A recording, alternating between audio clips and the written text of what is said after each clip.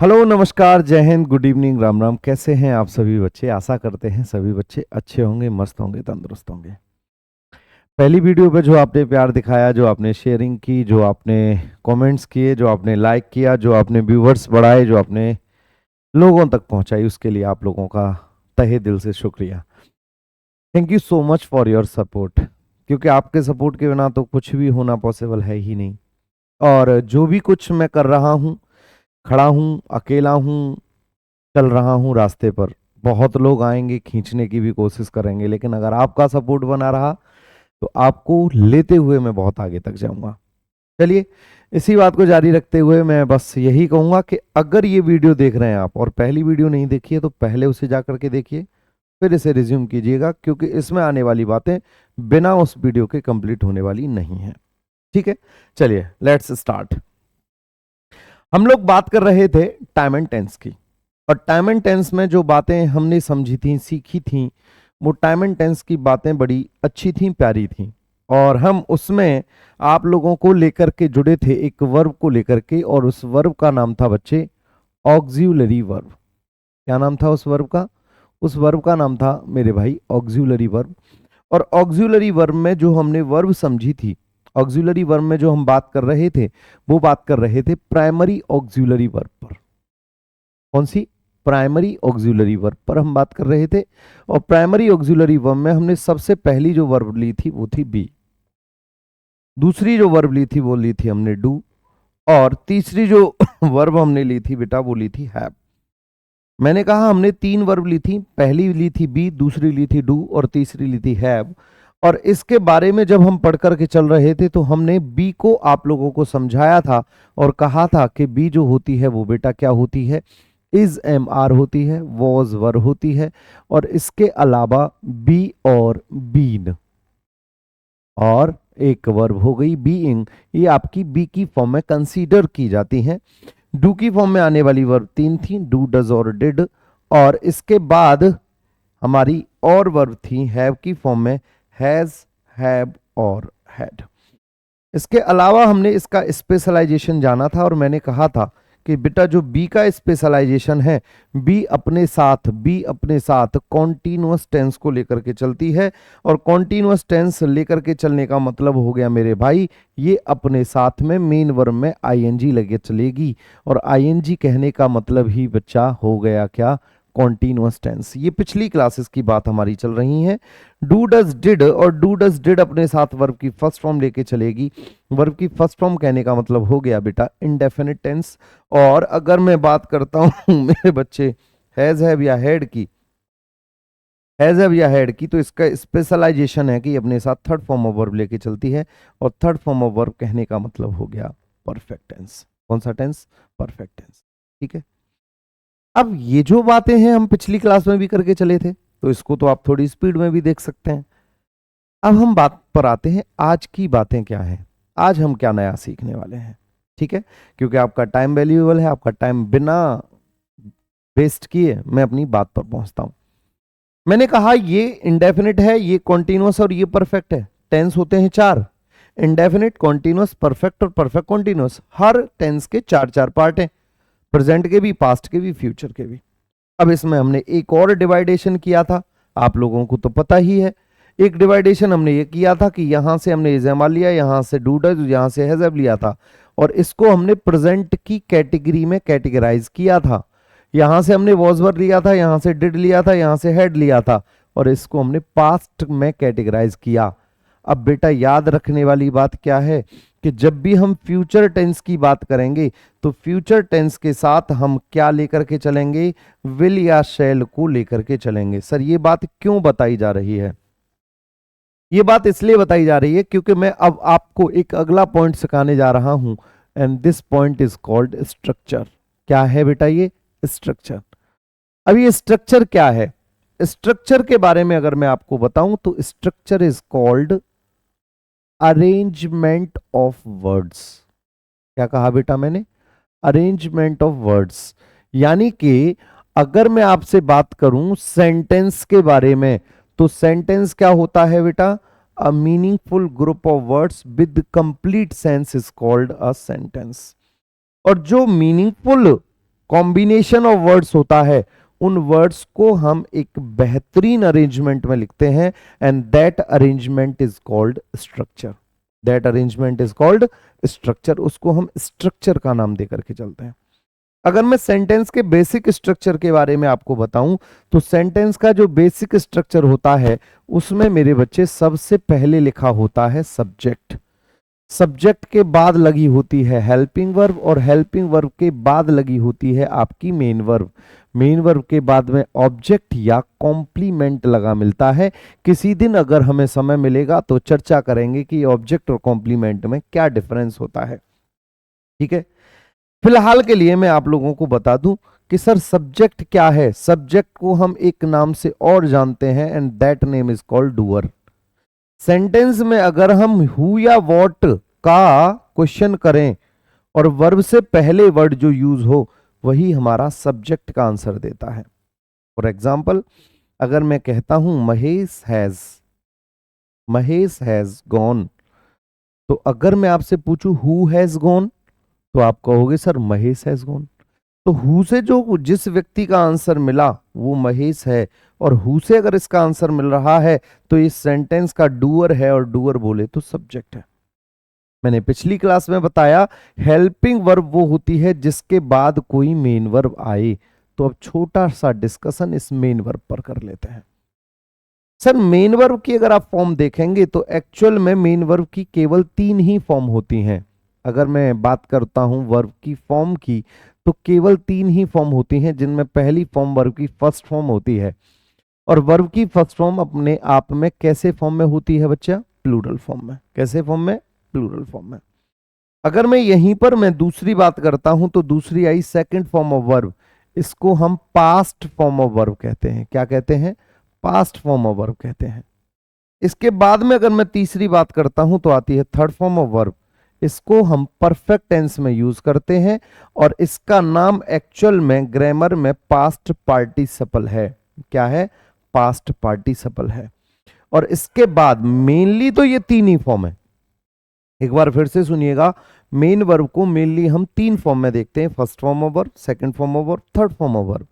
First form of verb की अगर बच्चे बात करते हैं तो ये प्लूरल फॉर्म में यूज होती है, और second form of verb past form of verb होती है। Third form of verb perfect tense में यूज होती है, और इसे ग्रामर की लैंग्वेज में पास्ट पार्टिसिपल बोलते हैं। अब हम टेंस पढ़ रहे हैं, तो टेंस को आसान बनाने के लिए हमें वर्ब की 2 फॉर्म और देखने को मिलती हैं, जिनमें एक फॉर्म है वर्ब की फोर्थ फॉर्म, और ये फोर्थ फॉर्म बनती है वर्ब की फर्स्ट फॉर्म में आईएनजी लगाकर। और ये आईएनजी आप समझ ही गए हैं, आगे आगे बोलेंगे। कौन से? बेटा कॉन्टिन्यूअस टेंस में यूज होती है। और एक और वर्ब की फॉर्म जो मैं यहां लिख देता हूं, वर्ब की फिफ्थ फॉर्म, वर्ब में एस या ईएस लगाने से ये बनती है, और ये अपने आप में कैसी फॉर्म में होती है मेरे बच्चे? सिंगुलर फॉर्म में। अब सारी बातों को कंक्लूड कर देते हैं। मैं इस बात को इन वर्ब को स्ट्रक्चर में अप्लाई करने के लिए सिखा रहा हूं। स्ट्रक्चर क्या होता है sir? Arrangement of words. Sentence में जो वर्ड्स यूज होते हैं उनका प्रॉपर अरेंजमेंट क्या होता है? उस प्रॉपर अरेंजमेंट की बात करें तो उसमें सबसे पहले सब्जेक्ट लगा होता है, सब्जेक्ट के बाद हेल्पिंग वर्ब, हेल्पिंग वर्ब के बाद मेन वर्ब। हेल्पिंग वर्ब के बारे में हम पिछली क्लास में डिस्कस करके आए हैं कि हेल्पिंग वर्ब वो होती है जो मेन वर्ब को उसका मीनिंग कंप्लीट करने में हेल्प करती है। अब बात कर रहे हैं मेन वर्ब के बारे में, और मेन वर्ब क्या है? मेन वर्ब बेसिकली हमें इन 3 फॉर्म में देखने को मिलती है, लेकिन टेंस को आसान बनाने के लिए हमें इसे फोर्थ फॉर्म और फिफ्थ फॉर्म में भी डिस्ट्रीब्यूट कर देते हैं। इतनी बात मुझे लगता है आपको समझ में आ गई होगी। अब लौट के आते हैं कि सर हम हेल्पिंग वर्ब और मेन वर्ब को अप्लाई करते चलेंगे और स्ट्रक्चर बनता चला जाएगा। बेसिक स्ट्रक्चर मेरे बच्चे क्या है? सब्जेक्ट, सब्जेक्ट के बाद हेल्पिंग वर्ब, हेल्पिंग वर्ब के बाद मेन वर्ब, और मेन वर्ब के बाद ऑब्जेक्ट या कॉम्प्लीमेंट। अब मैं एग्जाम्पल के लिए आपसे कहता हूं कि मुझे पास्ट परफेक्ट टेंस का स्ट्रक्चर बना के दिखाइए।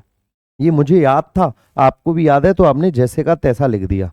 लेकिन अब जब आप स्ट्रक्चर बनाएंगे तो जैसे जैसे मैं बता रहा हूं वैसे वैसे आपको स्ट्रक्चर बनाना है, अपनी तरफ से कुछ नहीं करना।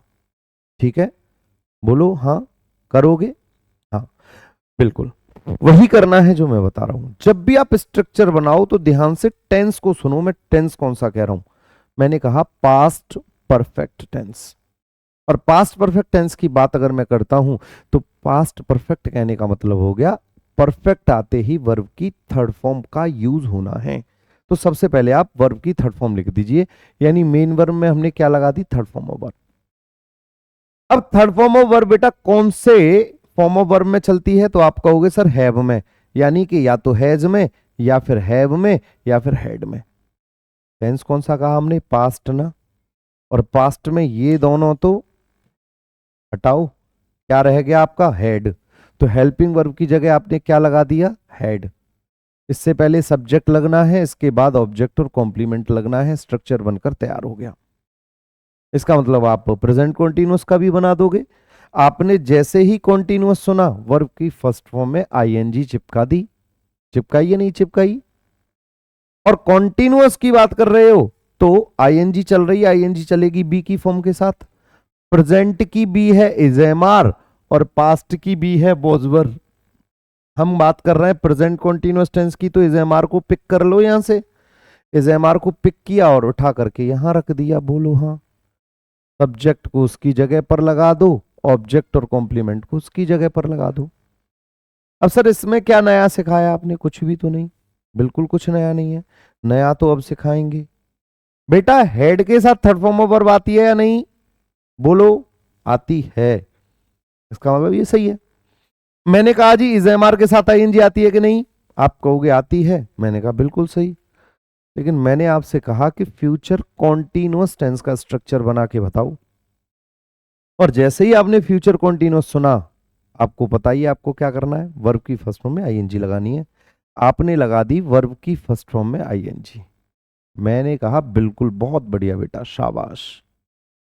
अब फ्यूचर सुना तो आपने कहा गुरुजी विल और शैल भी लगा दो, क्योंकि अभी आप थोड़ी देर पहले कह रहे थे जब भी फ्यूचर टेंस आएगा विल या शैल लगेगा। मैंने कहा बिल्कुल बेटा, बिल्कुल सही बात कही आपने।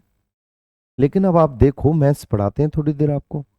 मैथ्स में कई बार आप करते हो 2x plus 3 is equal to 7। अब x की वैल्यू निकालोगे तो 2 निकलेगी, तब जाके 7 इज इक्वल टू 7 होता है कि नहीं होता? आप कहोगे बिल्कुल होता है गुरुजी। अब s में आप करते हो LHS is equal to RHS। यही करते हो ना, left hand side is equal to right hand side. करके देखो जरा इंग्लिश में, left hand side is equal to right hand side.